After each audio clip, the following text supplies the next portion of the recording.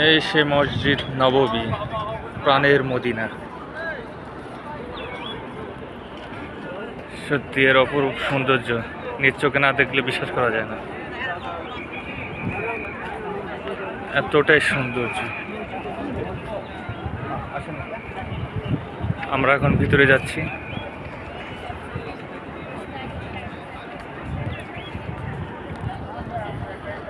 গরম তীব্রতা থাকার কারণে স্প্রে করা হচ্ছে ফ্যান দিয়ে। আমাদের কাফেলার ভাইয়েরা দাঁড়িয়ে আছে। এখন আমাদের প্ল্যানিং কি? আমরা কি এখন জুতা চেঞ্জ করে ভিতরে ঢুকি নাকি? জি জি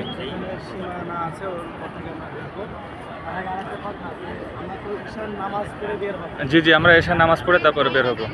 মেয়েদের আলাদা জায়গা, পুরুষদের আলাদা জায়গা।